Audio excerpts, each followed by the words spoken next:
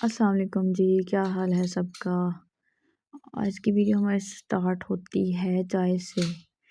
और चाय बनाते हुए मैंने डाली है थोड़ी सी अदरक और चीनी पत्ती, सिर्फ बस, और कुछ भी नहीं, पानी भी नहीं डाला, सिर्फ दूध है,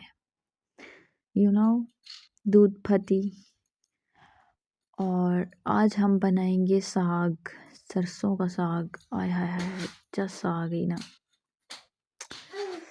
और चाय को इतने फेंटे देने हैं, इतने फेंटे देने हैं, इतने फेंटे देने हैं कि जितने ज़िंदगी ने हमें फेंटे दिए हुए।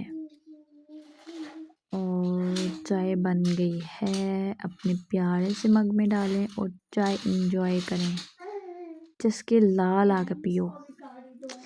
ए तको जी प्याज कुतरे एडा ज़्यादा घ्यो पाया था, घ्यो तो मेरे को 50 बारी थोड़ा लगा तो मैं ज़्यादा पाया। फिर और ये प्याज ब्राउन होया तो थूम एडा ज़्यादा है, थोड़ा जो और भी आ लिख लो। इसकी मिक्स कराना है तो को ऐदा के। फिर प्याज ब्राउन हो गया तो फिर थूम भी थोड़ा जब ब्राउन हो गया तो को फिर घ्यो थोड़ा लगा, थोड़ा और पाया। फिर थूम ब्राउन हो गया सी ना, तो अनार दाना सही करके पाना है साग, फिर खर्चा माना है, पता है। ये तो को प्लेट गई टमाटर नहीं गई, हो रही है, पता लगा है। साग खाना भी कोई सौखी गल नहीं है।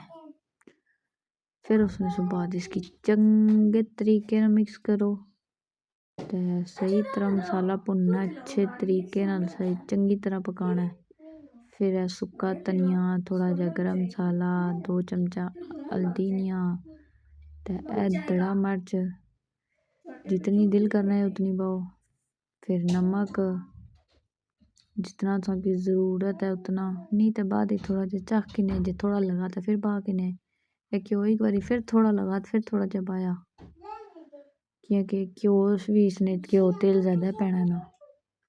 ऐ साग सी इतना जा मैं हाँ एक बार तका छुड़ाने कितना मैं मसाला चंगे तरीके नाल भुज गया। तो फिर असा अपना साग भी सटिया, तो इसने बाद इसकी मैं मिक्स करसा। हूँ एक हत्था नाल फोन पकड़िया तो एक हत्था नाल किसे मिक्स करना को स्वाद है ना, मिक्स को नहीं होना पिया। चलो खैर, जिस तरह किस मेहनत मशक्कत थोड़ी की है।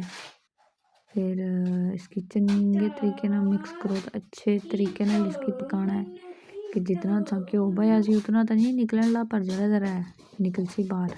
है नहीं जो पहले नाल ही बया तो घ्यो दिसे तो आगो पक गया तो ला छोड़ा।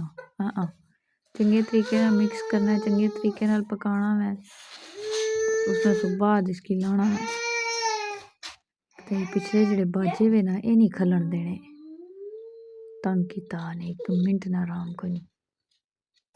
खैर एतको जी साग तकरीबन तैयार है। मैं दसनी सा पीछे घ्यो तेल निकलना पे पर को नहीं स्वाद ना दिसना वीडियो च।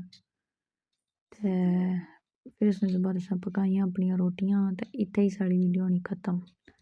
वीडियो पसंद आई हो तो लाइक शेयर करे, सब्सक्राइब करे। अल्लाह हाफिज़।